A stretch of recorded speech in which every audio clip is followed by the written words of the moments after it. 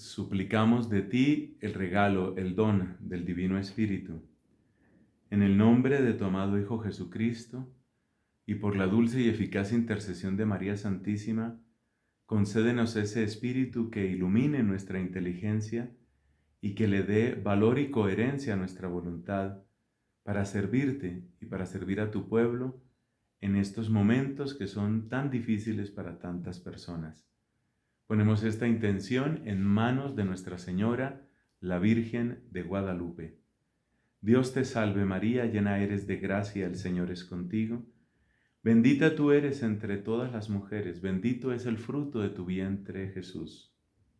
Santa María, Madre de Dios, ruega, Señora, por nosotros pecadores, ahora y en la hora de nuestra muerte. Amén. En el nombre del Padre, y del Hijo, y del Espíritu Santo. Amén. Amén. Muchas gracias, Padre. Bueno, pues para ahondar rápidamente en el tema, nosotros queríamos comentarle, Padre, mire, nosotros estamos en un proceso, dentro de 5 días va a haber elecciones aquí en México. Y bueno, queríamos tener esta entrevista antes para que usted nos platique un poquito cuáles son las estrategias del nuevo orden mundial. Muchas gracias por esa pregunta y por ese interés. Gracias a Dios, cada vez hay más católicos que están tomando en serio estos temas, que se dan cuenta que no son simples conspiraciones, que no son ideas que simplemente circulan por las redes, sino son más bien realidades que nos están tocando a todos. Yo creo que puede ser bueno empezar por hacer una especie de recordatorio de qué es lo que entendemos por nuevo orden mundial. Y creo que la mejor manera de mirarlo es llamando la atención sobre algunos hechos. Por ejemplo, ¿en cuántos países hay proyectos de ley que buscan despenalizar o ampliar el aborto? Hagámonos nada más esa pregunta. Se sabe que en muchos estados, por ejemplo hablando de la República Mexicana, en muchos estados de México ha sido una batalla feroz, realmente muy fuerte, y han tenido que movilizarse todos los recursos para impedir.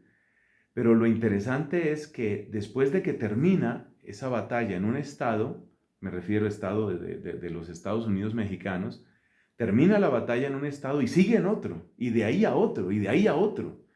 Y lo mismo que se da dentro de México, lo encontramos por países, también por países es lo mismo. Entonces, en Argentina, por ejemplo, es a luchar y a insistir hasta que se logró lo que se logró. Y en Perú están en lo mismo, y aquí en Colombia ya lo hicieron y ahora querían ampliarlo nuevamente, ampliar el aborto. Entonces, uno se hace una pregunta, ¿no llama la atención que en todas partes se está buscando lo mismo? ¿Quién pone de acuerdo a tanta gente? ¿Quién está financiando eso? Porque evidentemente esto requiere tiempo, esto requiere esfuerzo, requiere talento, hay que movilizarse, hay que tratar de convencer a la gente. Eso es tiempo. Y todos sabemos que nadie regala su tiempo. A mí me comentaba una defensora provida en el querido país del Perú, me comentaba, pues ella trabajaba en el Congreso de su país, no era congresista, sino que trabajaba allá, como, no sé, en secretaría, en lo que fuera, y me decía, yo veía llegar a los promotores del aborto, visitando primero a este diputado o congresista, el nombre que se le dé en cada país, primero a este, luego a este, luego... Eso vale dinero. Hay que pagar mucho para que eso suceda.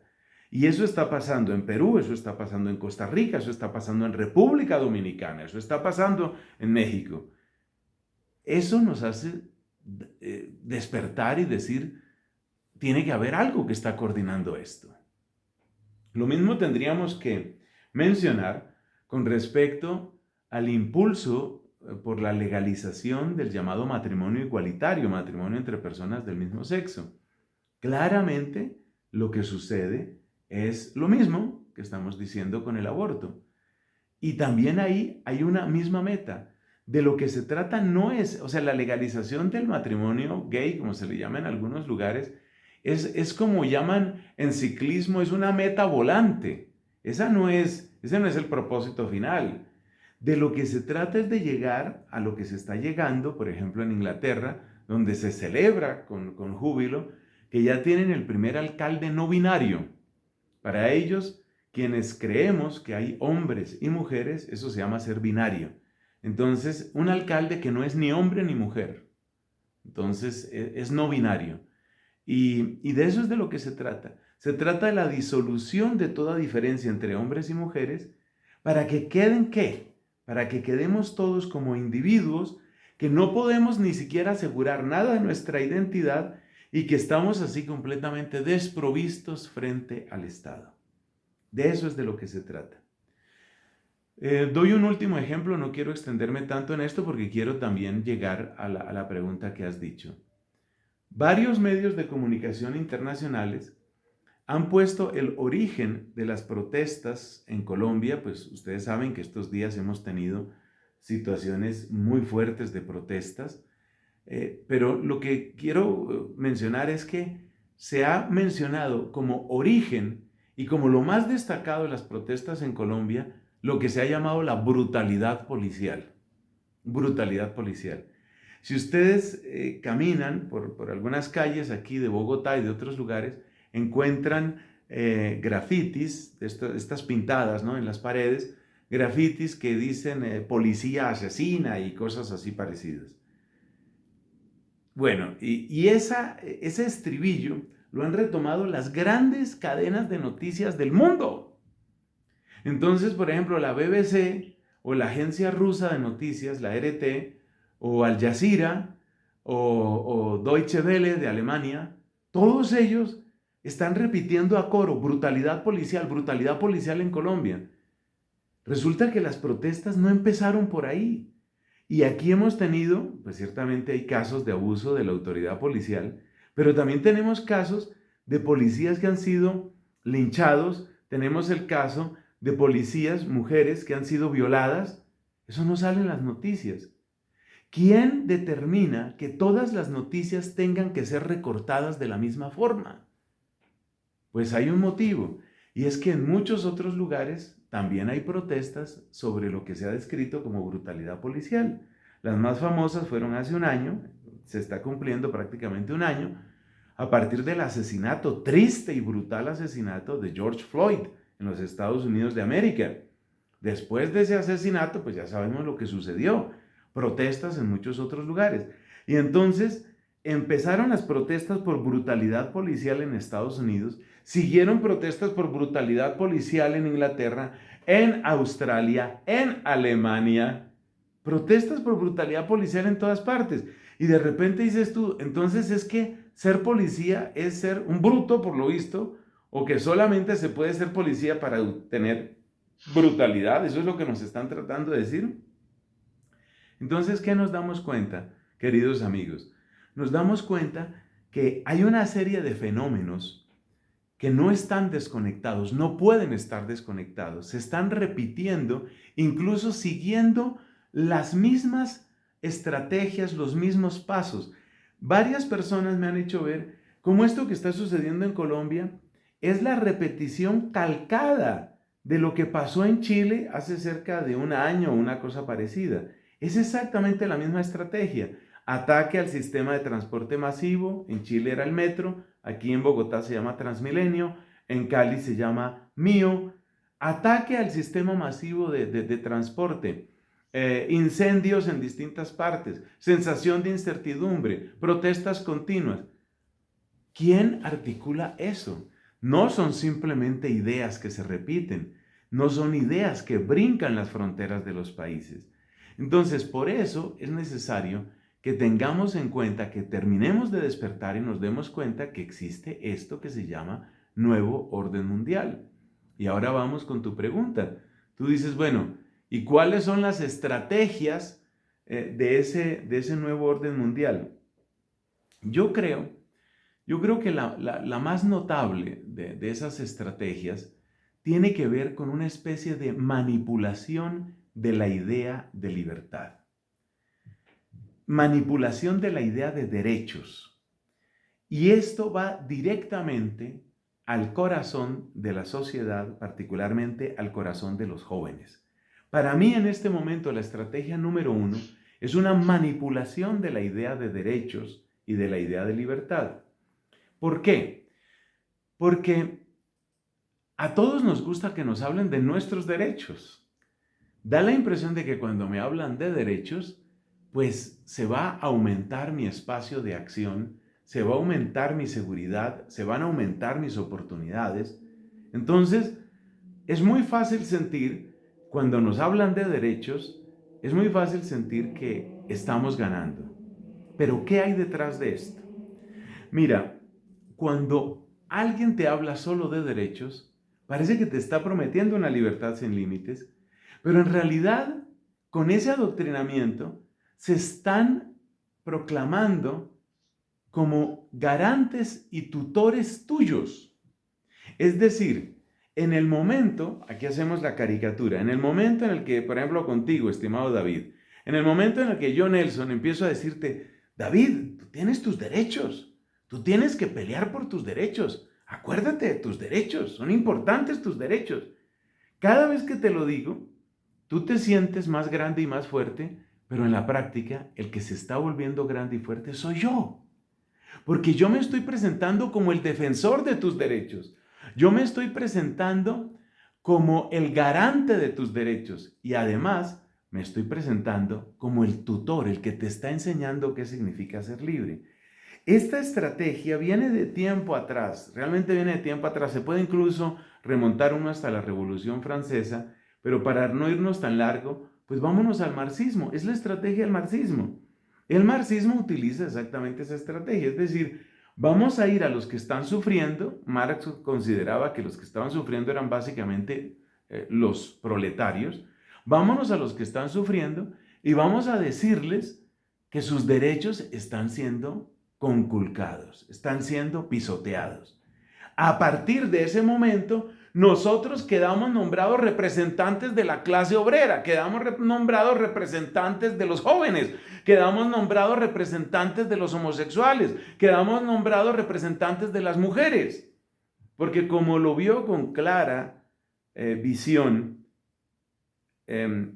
este fundador del Partido Comunista Italiano, Antonio Gramsci, como lo vio con mucha claridad él, quedarse únicamente con la clase proletaria no funciona, porque muchas veces el obrero no se encuentra en condiciones tan desesperadas como pensaba Marx, y si tiene una posibilidad de crecimiento y de cierta prosperidad, pues ahí se acaba la revolución. Entonces lo que tenemos es una especie de revolución atomizada, una especie de revolución que va sucediendo en muchos espacios, repitiéndole el mismo estribillo a todos. Es decir, mujeres, tú, mujer que está siendo oprimida, tú puedes ser liberada a través de ¿qué? De admitirme a mí como tu representante. Y tú, que estás sufriendo porque eres indígena. El movimiento indígena, por ejemplo, aquí en Colombia, va creciendo, pues, cabalgado por ese tipo de líderes. Entonces se toma a todas estas personas y se les habla de sus derechos de manera que tú te sientes feliz y me firmas un papel, obviamente estoy hablando en metáfora, me firmas un papel en el que me reconoces tu representante. Esto vale especialmente para los jóvenes, porque hay una edad en la vida en la que uno tiene cierta necesidad de cambio y es apenas normal. La psicología del adolescente es: yo soy una persona diferente a mis papás, soy una persona diferente a mis mayores. Eso quiere decir que el adolescente y después el joven es la persona que está esperando un cambio. Esa es la población vulnerable para esto. Entonces ahora yo te voy a enseñar lo que es cambiar. Mira, tus papás han sido heterosexuales, tú vas a ser bisexual. Y que ellos se paren en la cabeza si quieren, decimos así en nuestro país, que ellos se paren en la cabeza si quieren, que ellos destilen rabia. Si se ponen muy bravitos, les quitamos la custodia y tú sales ganando. Yo vi estas estrategias, por ejemplo, en Australia. Exactamente este es el lenguaje con el que se les habla a los jóvenes. Entonces, la principal estrategia es esta. Es una especie de manipulación a través de los derechos. Y cuando las personas creen que sus representantes son verdaderamente estos que les hablan de sus derechos y que les hablan de todas estas cosas, pues ya sabemos qué es lo que va a suceder.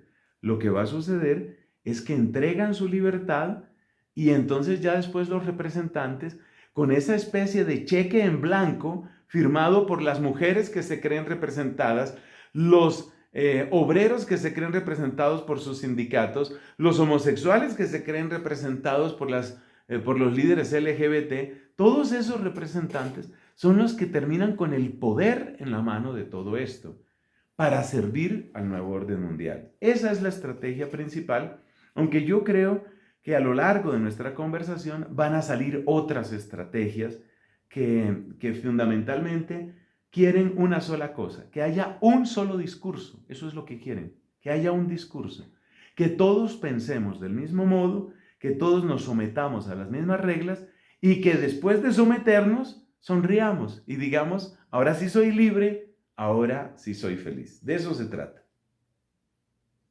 Sí, así es, Fray Nelson. Y queríamos preguntarle también qué mordazas se nos quieren imponer a los católicos.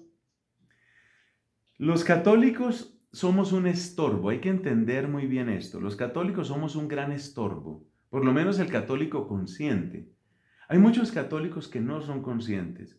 Hay muchos católicos que piensan que ya no se debe batallar contra esto, que ya simplemente el mundo se volvió así. Son los católicos que en expresión de Santa Catalina de Siena se dejan llevar por el río cenagoso del mundo. Ya el mundo se los llevó. Pero hay católicos despiertos y yo creo que ustedes, precisamente con este servicio, están ayudando a que otros también despierten. Ese católico es un gran estorbo porque tenemos que tener clara la meta, es decir, el propósito del nuevo orden mundial es hacer desaparecer las instancias intermedias, de modo que solo quede el Estado y el individuo. ¿Cuáles son las instancias intermedias? Todo modo de asociación entre las personas que les provea formación, información, seguridad emocional, refugio y certeza afectiva, todo lo que se ponga entre arriba del individuo, en el sentido de que agrupa varios individuos, y debajo del Estado, en el sentido de que es crítico con los poderes estatales o con los poderes transnacionales, porque ya sabemos que esto del nuevo orden mundial es transnacional. Todo lo que se pone ahí intermedio, esas instancias intermedias son el gran estorbo. Es lo que no permite que se termine de lograr el propósito del nuevo orden mundial. Entonces, por ejemplo, la familia es un estorbo. ¿Por qué? Porque pensemos en el caso de un muchacho que tiene 17, 18 años, está con todo el fervor por cambiar el mundo, quisiera darle un puñetazo a la sociedad para que por fin empiece una sociedad nueva. Está en ese momento y están colonizando su mente a través de todo lo que hemos mencionado antes. Pero resulta que este muchacho pertenece a una familia que lo valora, que lo quiere, que le habla, que lo escucha, que le critica sanamente sus posturas. Tal vez este muchacho va a salir a unas cuantas protestas y está bien que lo haga también, porque es que uno no tiene que ser resignado tampoco. Hay cosas por las que hay que protestar. Yo no estoy diciendo que uno tenga que ser una mansa oveja frente a cualquier cosa que propongan los gobiernos. Pero como él tiene una casa, como él tiene una familia, y en esa familia se le ama, se le escucha, se le critica, resulta que esa familia empieza a convertirse en un amortiguador de todas las revoluciones que se querían realizar a través de ese muchacho. Entonces, esa familia es un amortiguador. Y si ese muchacho, a la vez que tiene su familia o en vez de su familia, tiene un buen grupo de oración, tiene un buen grupo parroquial, un buen grupo de iglesia, y en el grupo de iglesia se habla con claridad de estos temas, yo hago mi partecita hasta donde puedo por tratar de hablar, entonces, ¿qué le pasa a este muchacho? Que ya él no va a ser un engranaje dócil dentro de esa maquinaria. Entonces, ahí nos damos cuenta que los grupos parroquiales, la enseñanza clara de la iglesia, estructura familiar, cuando es sólida y llena de amor, son estorbos para este tema, para el avance del nuevo orden mundial. Entonces, ¿qué hay que hacer? Pues lo que hay que hacer es 3 cosas básicamente con la iglesia. Infiltrarse en la iglesia. Hoy no se puede negar eso. Hay infiltración en la iglesia católica. ¿Hasta dónde llega esa infiltración? Yo no lo puedo saber, pero lo veo con claridad. Lo veo uno en seminaristas, lo veo uno en sacerdotes, lo veo uno en algunos obispos. Se ve con claridad. Es decir, cómo ellos van respondiendo, cómo van repitiendo los mensajes del nuevo orden mundial, los van repitiendo así, con fidelidad, puntualmente. Muchos otros obispos no. Hay obispos que no hablan mucho en público, pero que saben cuidar a su rebaño. De esos también hay muchos. No todo el mundo está llamado a tener una gran voz pública, eso también hay que decirlo. Entonces, primer mecanismo, infiltrarse. Segundo mecanismo que se utiliza, ridiculizar todo lo que tiene que ver con la iglesia. Presentar la moral católica como una cosa anticuada, opresiva, absurda, que te quita tus derechos de abortar, tus derechos de usar tu sexo como se te dé la puerca gana. Entonces la iglesia es un límite para tu libertad. Se burlan de la iglesia y la presentan como represiva. Y la tercera estrategia es lo que los antiguos latinos llamaban damnatio memoriae. Damnatio memoriae quiere decir destruir el recuerdo, destruir la historia del bien que ha hecho la iglesia, destruirlo. Que solo quede en la mente de la gente la asociación de que la iglesia es aquella institución que acabó con nuestras purísimas culturas indígenas tan bellas que eran. La iglesia es la que destruyó todo lo bueno y lo libre que teníamos. La iglesia solo es inquisición. La iglesia solo mira por sus intereses. La damnatio memoriae. Acabar con el recuerdo de la iglesia. Entonces, la infiltración, la burla y calumnia y la destrucción del bien que ha hecho la iglesia tienen un efecto muy grande. Producen verdaderas oleadas de ateísmo y de indiferencia religiosa, lo cual, por supuesto, ayuda extraordinariamente a esto que llamamos nuevo orden mundial. Así es, padre, es bien interesante lo que nos platica. Sobre todo a mí me llama la atención lo de la infiltración, porque por un lado tenemos el nuevo orden, pero por el otro lado también tenemos algo que se llama la nueva era, que también se está infiltrando mucho en la iglesia, tanto en los laicos como en el clero. Y quisiéramos que usted nos platicara cuáles son los caminos falsos que ofrece la nueva era dentro y fuera de la iglesia, padre. Pues mira que lo planteas muy bien, David. Efectivamente, estos dos movimientos no son independientes. Por algo ambos utilizan el adjetivo nuevo, ¿no? Nuevo orden mundial, nueva era. Mira, la nueva era, ¿qué función cumple? Empecemos por aclarar eso. ¿Qué función cumple la nueva era dentro de esto del nuevo orden mundial? La nueva era es una manera falsa, es una manera tramposa, llamémoslo así, pero la palabra que más me gusta es una manera ficticia de satisfacer las, entre comillas, necesidades espirituales de las personas. Es decir, hay dos cosas que tú puedes hacer con la religión. Una cosa es tratar de machacarla, destruirla. Ese es un esfuerzo. Hay gente que está en eso, trabajando por machacar, destruir a la iglesia. Pero hay otra cosa que se puede hacer con la iglesia, y es lo que hace la iglesia, nosotros lo vamos a ofrecer de otra manera. Es decir, dado que la gente sigue buscando, porque definitivamente es algo que está en el corazón humano, dado que la gente sigue buscando, ¿buscando qué? Trascendencia, espiritualidad, pues nosotros les vamos a dar espiritualidad, una espiritualidad ficticia. Esa es la nueva era. En esencia, la nueva era es una espiritualidad ficticia que viene a satisfacer las necesidades espirituales, siempre lo pongo entre comillas. Y yo voy a hacer una comparación con la cual voy a perder amigos. Parte de mi vida es esa, perder amigos. Yo voy a hacer una comparación que me va a hacer perder amigos, y es una comparación con algunos grupos protestantes. No conozco lo suficiente a México, pero les voy a hablar de Colombia. Los protestantes de hace 30, 40 años criticaban todo lo que fuera católico y trataban eso de machacar a la Iglesia Católica. Después se dieron cuenta que muchos de los católicos que se convertían a esos grupos protestantes eran católicos que llegaban con nostalgias. Pues es que imagínate, hombre, con los tesoros que tenemos nosotros de la confesión, de la Eucaristía, de la Virgen, de todo esto. Entonces empezaron a solucionarles las nostalgias a los católicos para que no se devolvieran al catolicismo.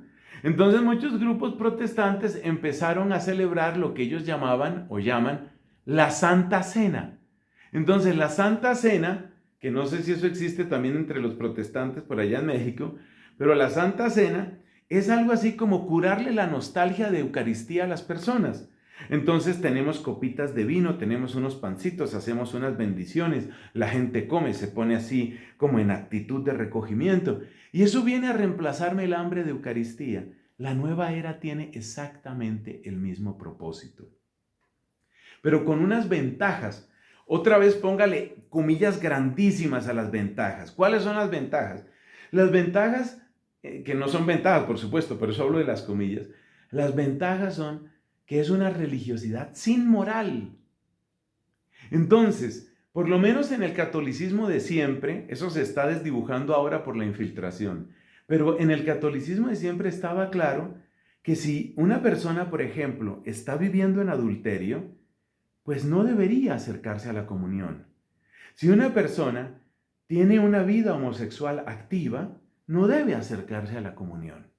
Es decir, en la Iglesia Católica está claro, o debería estar claro, repito, hay mucha infiltración, pero está claro que hay una relación entre lo que yo creo, lo que yo vivo y lo que yo celebro. Hay una relación entre esas tres. Es decir, entre la fe, la moral y la liturgia o el culto. La nueva era rompe con eso. Ahora resulta que tú vas simplemente a relajarte.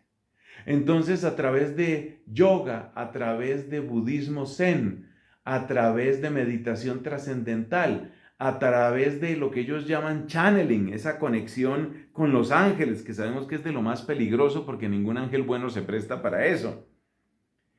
A través de todas esas cosas, ¿qué es lo que se quiere lograr? Pues lo que se quiere lograr es satisfacer de modo ficticio una supuesta necesidad espiritual, de manera que tú no eches de menos la oración ni cosa parecida. Segunda cosa que hace la nueva era. La nueva era también viene a reemplazar lo comunitario por lo cerebral. Y esto sí que le encanta a la clase media alta, clase alta y clase altísima de nuestras sociedades. Es decir, nuestra fe bendita, la que nos dieron los apóstoles, es una fe en comunidad. Y en comunidad significa que yo voy a la iglesia y en la iglesia me encuentro con el pobre, con el leproso, con el que huele mal, con el que no me cae bien, con el que yo he criticado, con el que me critica. Eso es ir a la iglesia. Por lo tanto, el solo ejercicio de ir a la iglesia ya es un ejercicio espiritual. El solo hecho de ir a la liturgia católica ya es un ejercicio de conversión, porque me hace ver todos esos límites y todas esas situaciones que yo tengo adentro. En la nueva era, yo pongo una música suave, pongo una aromaterapia, porque me encanta ese olor de menta con eucalipto, por ejemplo. Pongo ese aroma, pongo esa música, pongo mi posición corporal. No tengo que enfrentarme ni con el pobre, ni con el necesitado, ni con el que me fastidia, ni con el que yo le fastidio. Entonces es la individualización. Por consiguiente, a través del subjetivismo de la moral y a través del individualismo propio de ese tipo de espiritualidad, la persona, ¿qué crees tú que hace desaparecer? las mismas instancias intermedias de las que hablábamos antes, es decir, la familia, el grupo, la comunidad, la parroquia, la iglesia, todo eso desaparece y solo quedo yo, con una ilusión triste, triste ilusión, con la ilusión de que me estoy uniendo al todo. Ese es el gran mensaje de la nueva era. Me estoy uniendo al todo. Claro, es una unión con el todo que se salta el hecho de que no me importa la gente. Se salta el hecho de que no me importa el que sufre. Se salta el hecho de que no me importa el que me cae mal o al que le caigo mal. Entonces, qué fácil esa espiritualidad.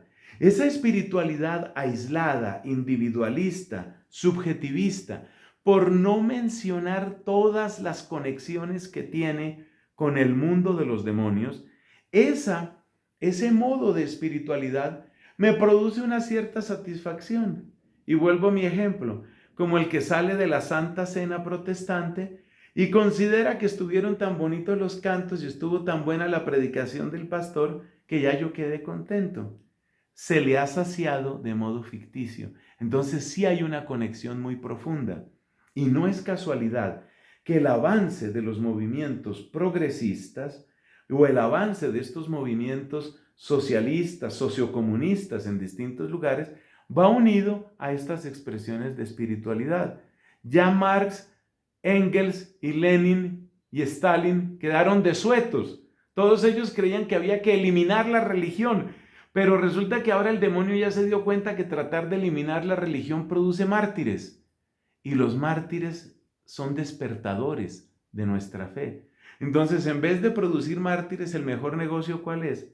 Producir esclavos sonrientes, atontados, dopados, que puedan simplemente y con docilidad besar sus cadenas solamente porque se las pintamos de un rosado bonito. Ese es el estilo, ese es el papel de alienación que produce la nueva era.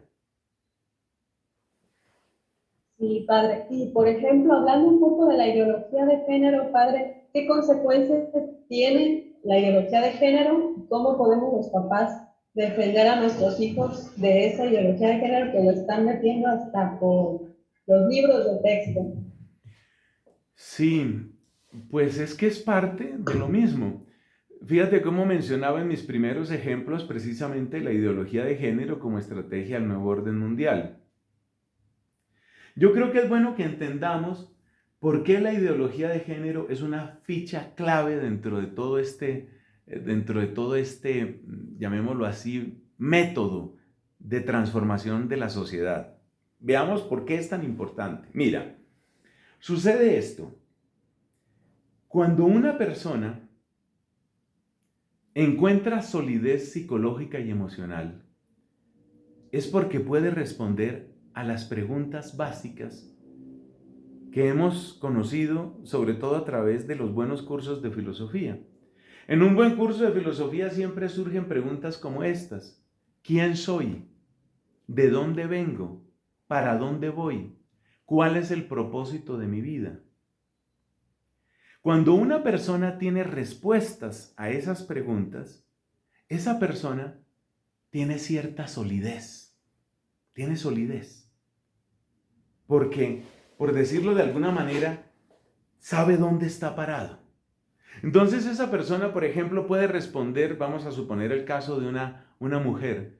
Ella puede responder: ¿quién soy yo?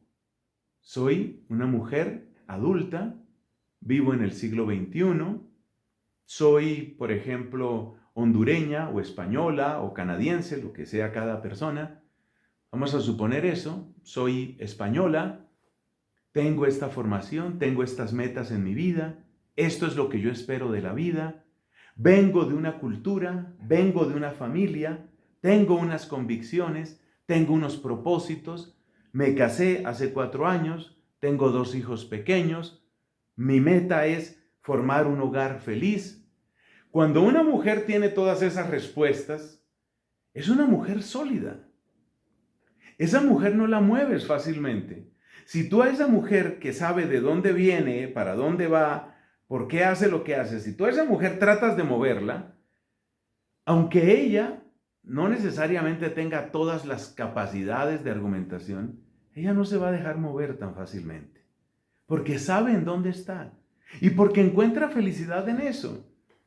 Alguien decía, entre tantos tweets que se encuentran de temas feministas, me gustó mucho que encontré hace unos días, semanas debe ser, en donde decía, el feminismo le tiene miedo a las mujeres felices.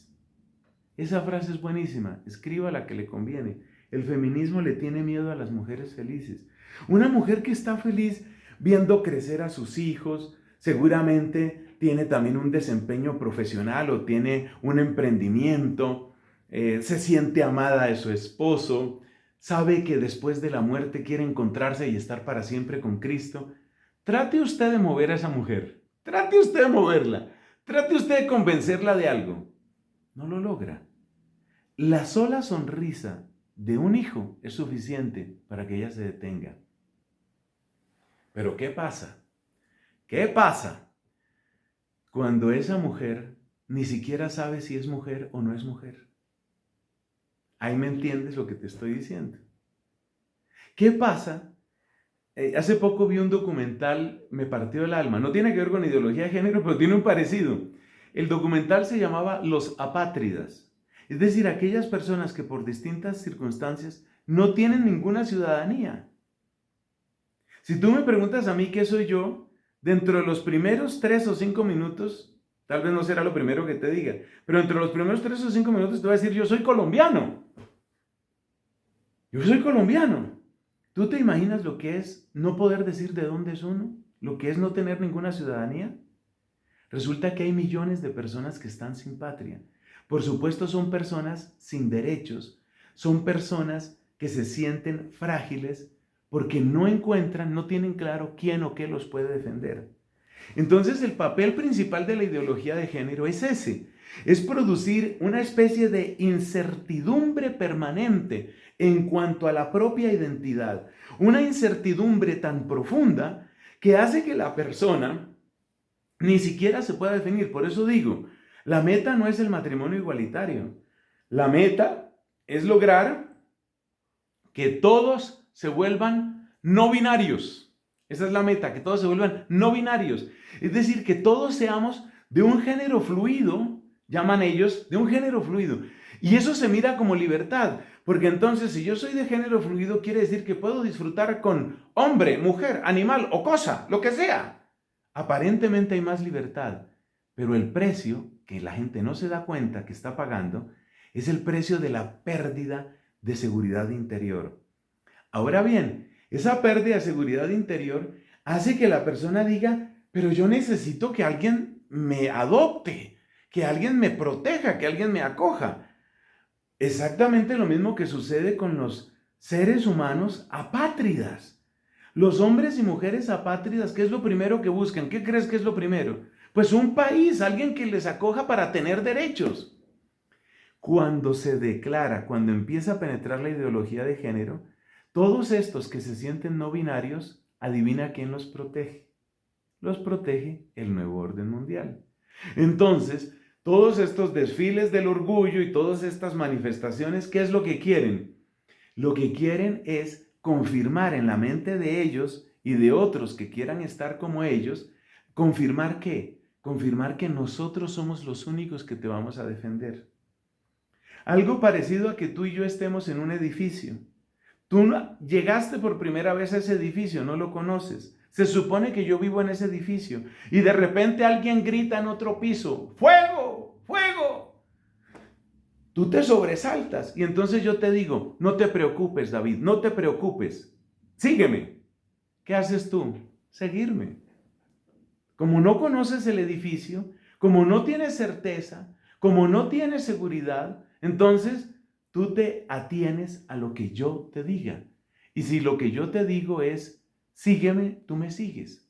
De manera que es un mecanismo para lograr poder de un modo increíble. Me preguntas, estimada Zuli, por las recomendaciones. Para mí la principal recomendación está en el diálogo que hay que empezarlo cerca de los 7, 8 años de edad. Si los papás no han empezado a hablar de estas cosas a los 8, 9 años de edad, de sus hijos, de sus hijas también, las mujeres son mucho más susceptibles en esto y mucho más manipulables, precisamente porque son parte de esa población a la que se le quiere presentar como salvación el nuevo orden mundial, versión feminismo. Entonces, si a los 8 o 9 años de edad no se les ha empezado a hablar de esto con serenidad, con claridad, y si no hay una dieta que tiene que ser bastante bien pensada, una dieta de redes sociales y de medios de comunicación, si no hay esos dos elementos, dalos por perdidos.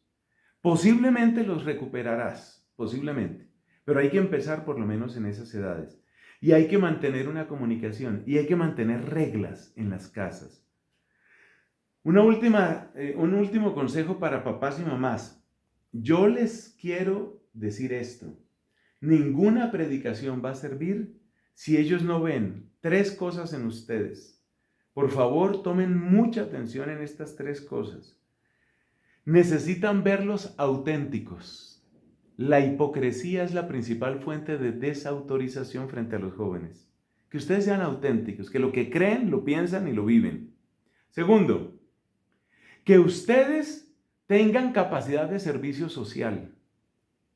Cuando los hogares están encerrados en sí mismos, necesariamente enseñan a los jóvenes a estar encerrados en sí mismos, y los jóvenes encerrados en sí mismos son jóvenes encerrados en sus celulares, y son jóvenes encerrados en sus genitales, y son jóvenes encerrados en sus grupos, y son jóvenes extremadamente susceptibles para lo que estamos llamando nuevo orden mundial.